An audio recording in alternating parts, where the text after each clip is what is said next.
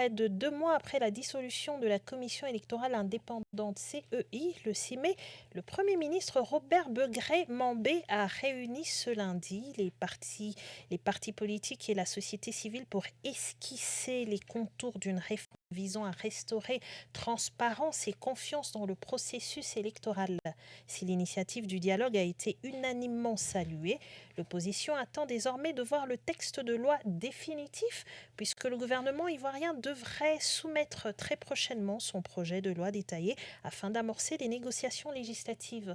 Et pour en parler, nous sommes en ligne avec Célé Marius Kouassi, notre correspondant permanent à Abidjan. Célé, bonjour.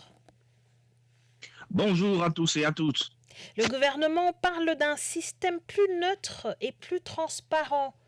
Concrètement, qu'est-ce qui changerait par rapport à l'ancienne CEI ? Alors, le gouvernement a prévu de remplacer l'ancienne CEI, la Commission électorale indépendante, qui, il faut le rappeler, était une structure unique, par un nouvel organe électoral qui ne sera, lui, plus monolithique, il sera composé de 3 entités distinctes. Donc, on a d'une part, un organe technique qui sera chargé exclusivement de l'organisation matérielle des élections, garantissant une mise en place rigoureuse et professionnelle du scrutin, et d'autre part, un organe de recensement des votes qui lui veillera à la qualité et à la sincérité des résultats, tout en offrant un contrôle précis et intelligent.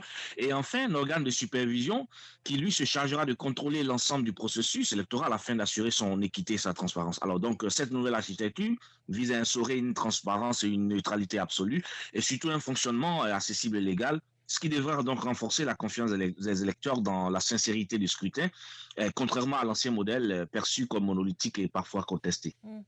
Et le fait de répartir les responsabilités entre plusieurs structures est-il susceptible de réduire les contestations électorales, Célé ?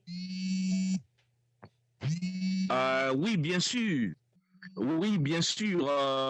La répartition, oui, bien sûr, la répartition des responsabilités entre plusieurs structures spécialisées, c'est une innovation majeure, destinée à renforcer la transparence et la fiabilité du processus électoral, en déléguant donc à un organe technique l'organisation matérielle et à un autre le recensement des votes, et puis un troisième la supervision. Le système, offre ainsi plus de garanties de transparence et d'équité, et donc cela pourrait réduire les contestations en assurant surtout un contrôle rigoureux et partagé à chaque étape. Donc, on pourrait dire qu'en confiant cela à des organes distincts, des missions précises et complémentaires, le système limite donc les erreurs, les risques d'erreurs de fraude, parce que chaque étape est contrôlée par une entité spécifique et spécialisée. Donc voilà, cette division des tâches permettra également d'accroître la responsabilité et la traçabilité en offrant des garanties solides et diversifiées, en rendant le processus plus ouvert et professionnel. Et au fond, le débat porte-t-il sur l'architecture de l'institution ou sur les personnes qui la composeront, Alors, pardon. le débat actuel semble porter, je vais dire, principalement sur l'architecture institutionnelle du nouvel organe lui-même, c'est-à-dire la manière dont ces différentes composantes seront organisées et fonctionneront ensemble pour garantir la neutralité, la transparence et surtout la rigueur du processus. Mais alors, cependant, il est important de mentionner que l'opposition, elle reste, c'est ce qu'elle a déclaré, elle reste attentive à la composition précise des organes, parce que la crédibilité de l'institution dépend aussi des personnes qui la dirigeront. Et alors, ils attendent donc que le test final qui sera présenté à l'Assemblée nationale comporte des aspects précis, et il est donc fort probable que les discussions à venir porteront à la fois sur la structure institutionnelle et sur la désignation des membres afin d'assurer une réelle indépendance à cette commission électorale qui sera mise sur pied. Et quelles sont aujourd'hui les principales garanties réclamées par l'opposition pour considérer le futur organe comme réellement indépendant ? Alors, c'est le lieu de rappeler que l'opposition, elle, réclame avant tout que le futur organe électoral soit fondé sur des principes solides de neutralité absolue, de transparence complète et de professionnalisme rigoureux. Elle insiste sur la nécessité d'assurer la sincérité des résultats à chaque étape, du vote au dépouillement, et demande surtout à ce que l'organisation matérielle soit rigoureuse et accessible. À cela, il faut ajouter le fait qu'elle attend la publication du test de loi détaillé pour, dit-elle, vérifier que ces principes sont effectivement traduits en dispositions concrètes et se réserve le droit de proposer des avissements pour garantir que l'organe soit véritablement indépendant et accepté par tous les partis. Mm. Mais avez-vous le sentiment que les acteurs politiques sont entrés dans une logique de compromis où chacun reste campé sur ses exigences? Alors, selon les rapports, les échanges qui ont été rapportés, on pourrait dire qu'il semble qu'une dynamique de compromis commence à s'installer.